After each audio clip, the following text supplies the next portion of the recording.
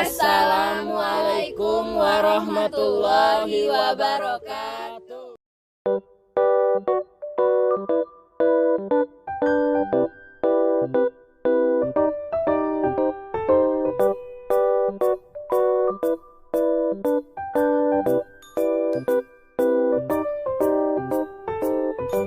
Bismillahirrahmanirrahim. Assalamualaikum warahmatullahi wabarakatuh. Alhamdulillahi rabbil alamin. Wassalatu wassalamu ala asrafil anbiya'i wal mursalin wa ala alihi wa sahbihi rasulillahi ajmain. Puji syukur alhamdulillah, marilah sama-sama kita aturkan kehadirat Allah Subhanahu wa taala yang mana Allah telah memberi kepada kita nikmatnya.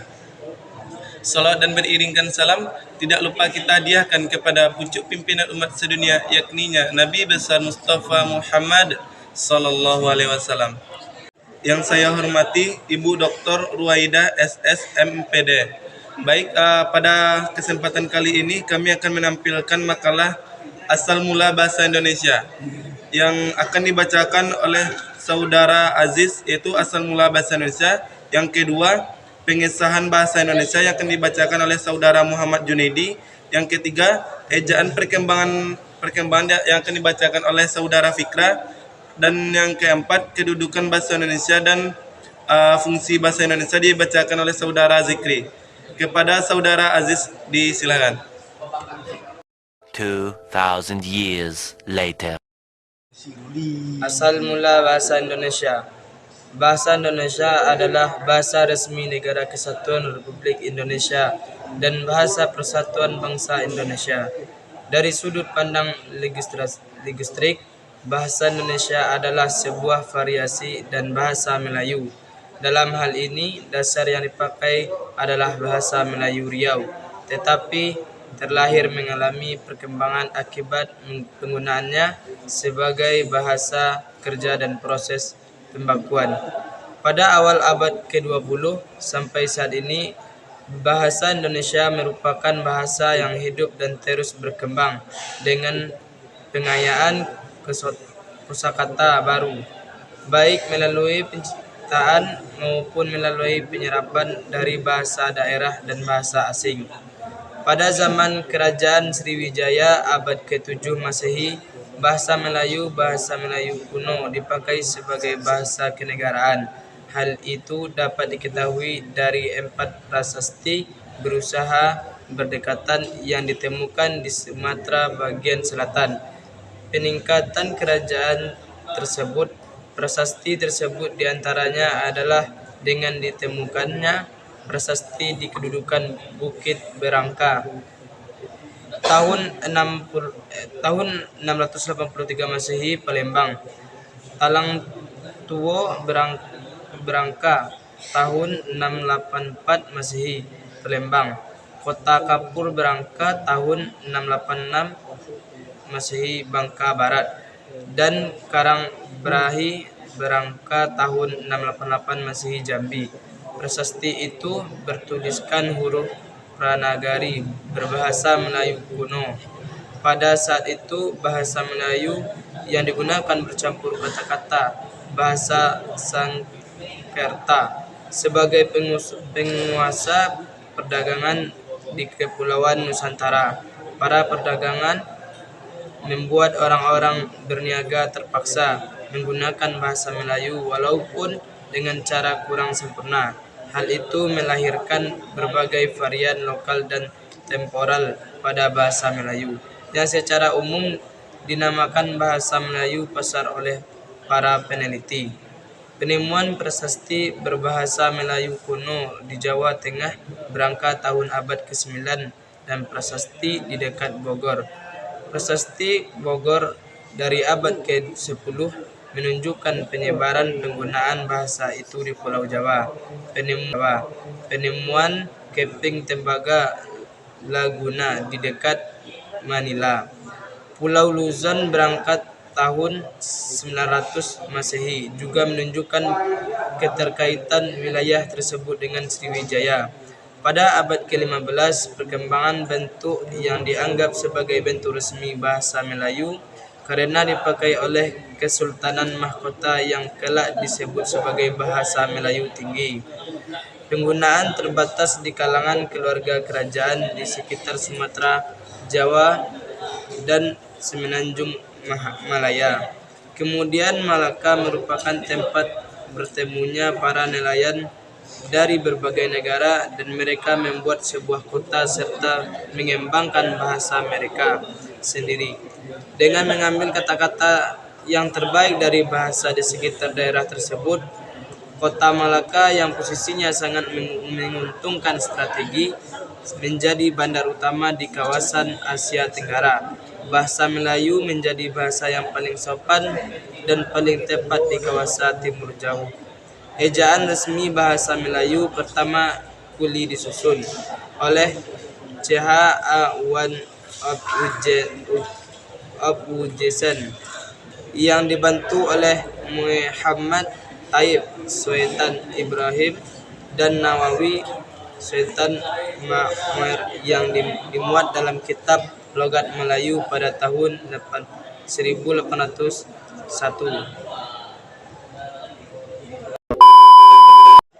Proses pengesahan bahasa Indonesia sebagai bahasa persatuan. Pada zaman penjajahan Belanda, pada awal abad ke-20, pemerintah kolonial Hindia Belanda melihat pegawai pribumi memiliki kemampuan memahami bahasa Belanda yang sangat rendah. Hal itu yang menyebabkan pemerintah kolonial Belanda ingin menggunakan bahasa Melayu untuk mempermudah komunikasi, yakni dengan patokan bahasa Melayu tinggi yang sudah mempunyai kitab-kitab rujukan. Sarjana Belanda mulai membuat standarisasi bahasa. Penyebaran bahasa Melayu secara lebih luas lagi dengan dibentuknya Komisi Bacaan Rakyat pada tahun 1908. Pada tahun 1917 namanya diganti menjadi Balai Pustaka. Badan penerbit ini menerbitkan novel-novel seperti Siti Nurbaya dan Salah Asuhan, buku-buku penuntun bercocok tanam, penuntun memelihara kesehatan yang membantu penyebaran bahasa Melayu di kalangan masyarakat luas. Pada 16 Juni 1927 saat sidang Rapat Dewan Rakyat, Jahja Datuk Kajo pertama kalinya menggunakan bahasa Indonesia dalam pidatonya. Disinilah bahasa Indonesia mulai berkembang. Pada 28 Oktober 1928, Muhammad Yamin mengusulkan bahasa Melayu sebagai bahasa nasional dalam pidatonya pada Kongres Nasional kedua. Bahasa Indonesia secara resmi diakui sebagai bahasa persatuan bangsa pada saat Sumpah Pemuda. Muhammad Yamin berkata, jika mengacu pada masa depan bahasa-bahasa yang ada di Indonesia dan kesusastraannya, hanya ada dua bahasa yang bisa diharapkan menjadi bahasa persatuan, yaitu bahasa Jawa dan Melayu. Namun dari dua bahasa itu, bahasa Melayulah yang lambat laun akan menjadi bahasa pergaulan atau bahasa persatuan. Tahun 1933 berdiri sebuah angkatan sastrawan muda yang menamakan dirinya sebagai Pujangga Baru yang dipimpin oleh Sultan Takdir Ali Shahbana. 3 tahun kemudian Sultan Takdir Ali Shahbana menyusun tata bahasa baru, bahasa Indonesia. Perkembangan ejaan bahasa Indonesia sampai saat ini. Ejaan merupakan keseluruhan aturan atau tata cara untuk menulis suatu bahasa, baik yang menyangkut lambang bunyi, penulisan kata, penulisan kalimat, maupun penggunaan tanda baca. Ejaan bahasa Indonesia mengalami beberapa kali perubahan, yaitu 1. Ejaan Republik. Ejaan Republik merupakan hasil penyederhanaan ejaan Van Ophuijsen. Ejaan Republik mulai berlaku pada 19 Maret 1947.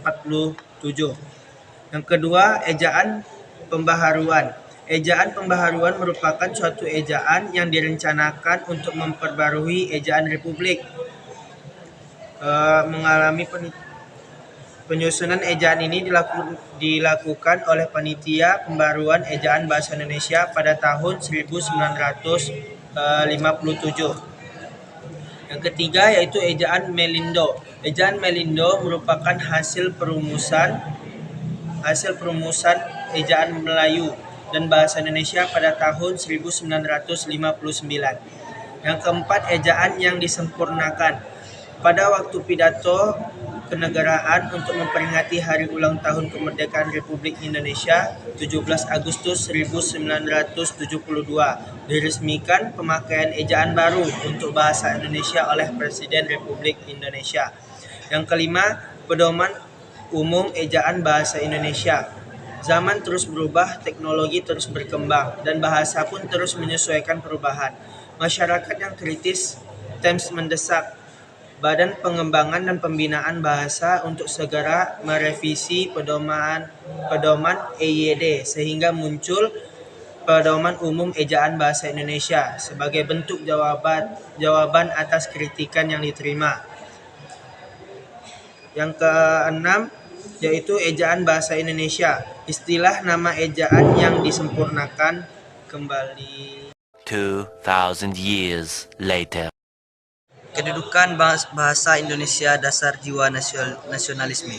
Bahasa Indonesia mempunyai kedudukan yang sangat penting, seperti tercantum pada Ikrar Ketiga Sumpah Pemuda tahun 1928 yang berbunyi, "Kami putra dan putri Indonesia menjunjung bahasa persatuan bahasa Indonesia." Ini berarti bahwa bahasa Indonesia berkedudukan sebagai bahasa nasional. Kedudukannya berada di atas bahasa-bahasa daerah.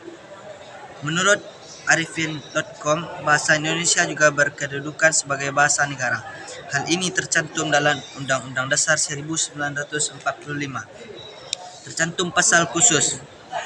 Jadi dapat pasal 36.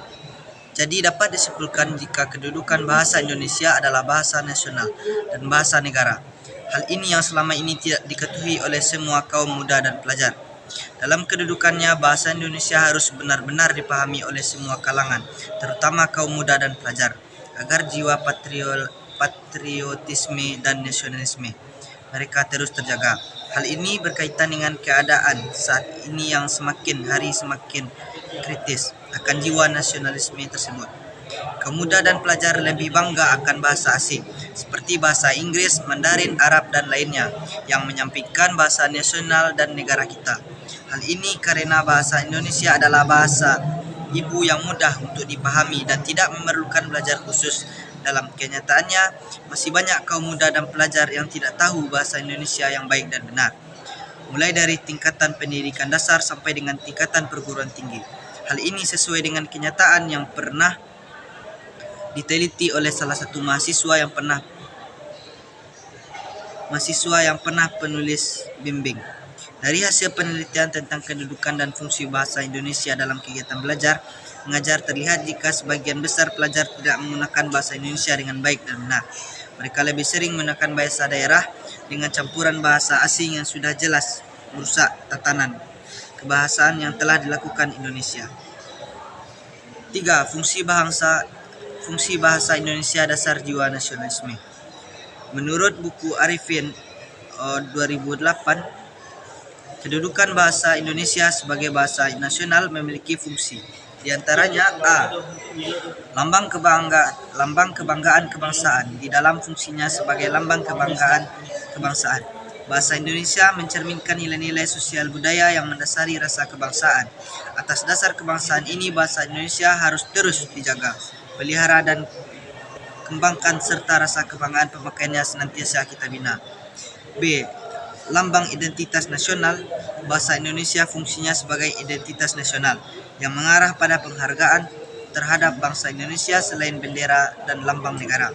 Di dalam fungsinya, bangsa Indonesia tentulah harus memiliki identitasnya sendiri, sehingga serasi dengan lambang kebangsaan yang lain. Bangsa Indonesia memiliki identitasnya hanya apabila masyarakat pemakainya, terutama kaum muda dan pelajar, membina dan mengembangkannya sedemikian rupa sehingga bersih dari unsur-unsur bahasa lain. C. Alat perhubungan antar warga, antar daerah, antar budaya.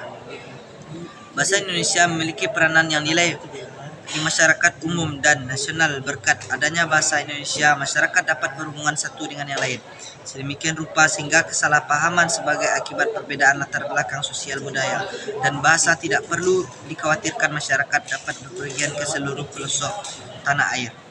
D. Alat pemersatu suku budaya dan bahasanya. Bahasa Indonesia sebagai alat pemersatu suku, budaya, dan bahasa. Maksudnya bahasa Indonesia memungkinkan keserasian di antara suku-suku, budaya, dan bahasa di Nusantara tanpa harus menghilangkan identitas kesukuan dan kesetiaan kepada nilai sosial, budaya, serta latar belakang bahasa daerah yang bersangkutan. Sedangkan kedudukan bahasa Indonesia sebagai bahasa negara memiliki fungsi diantaranya: A. Bahasa resmi kenegaraan. Maksud dari bahasa Indonesia sebagai bahasa resmi kenegaraan bahwa bahasa Indonesia dipakai di dalam kegiatan-kegiatan resmi kenegaraan seperti upacara, peristiwa, dan kegiatan kenegaraan baik dalam bentuk lisan maupun dalam bentuk tulisan. B. Bahasa pengantar dalam pendidikan. Bahasa Indonesia memiliki fungsi vital di dunia pendidikan di Nusantara ini, mulai dari taman kanak-kanak sampai dengan perguruan tinggi di seluruh Indonesia. C. Alat berhubungan pada tingkat nasional. Dalam hal ini, bahasa Indonesia dipakai bukan saja sebagai alat komunikasi timbal balik antara pemerintah dan masyarakat luas, dan bukan saja sebagai alat perhubungan antar daerah, antar suku, melainkan juga sebagai perhubungan di dalam masyarakat yang sama latar belakang sosial, budaya, dan bahasanya. D. Alat pengembangan kebudayaan, ilmu pengetahuan, dan teknologi. Di dalam hubungan ini, bahasa Indonesia adalah salah satunya alat yang memungkinkan kita membina dan mengembangkan budaya nasional sedemikian rupa sehingga bahasa Indonesia memiliki ciri-ciri dan identitasnya sendiri. 4. Hubungan bahasa Indonesia dengan nasionalisme. Bahasa Indonesia adalah bahasa yang memiliki fungsi dan arti tersendiri bagi rakyat Indonesia. Peranan bahasa Indonesia sangat vital sebagai alat pemersatu NKRI. Nasionalisme adalah paham atau ajaran untuk mencintai bangsa dan negara sendiri. Jadi nasionalisme adalah kesadaran masyarakat suatu negara secara ikhlas dan rela berkorban untuk bangsa dan negaranya sendiri. Jiwa nasionalisme sudah semestinya tertanam di semua lapisan masyarakat, terutama kaum muda dan pelajar, agar negara kesatuan tetap utuh dan berkembang sesuai dengan yang diharapkan. Berdasarkan penjelasan di atas, tergambar jelas bahwa bahasa Indonesia yang menjadi tiang penegak persatuan secara langsung akan menumbuhkan bibit nasionalisme pada semua kalangan. Rasa cinta dan bangga menggunakan bahasa Indonesia akan memupuk rasa bangsa terhadap NKRI yang mengarah pada semakin utuh dan kuatnya Indonesia ini. Peran kaum muda dan pelajar memiliki peranan sentral pada pelaksanaannya dengan tidak menyampingkan bahasa Indonesia dan mengeluh-elukan bahasa asing, akan tetapi justru terus berusaha menduniakan bahasa kebanggaan kita, bahasa Indonesia. 2,000 years later. Itulah yang dapat kami sampaikan. Kalau ada kekurangan dan kesalahan, kami mohon maaf. Kebenarannya milik Allah, kesalahan pada datanya pada kelompok kami sendiri. Saya akhiri dengan wabillahi taufiq wal hidayah. Wassalamualaikum warahmatullahi wabarakatuh.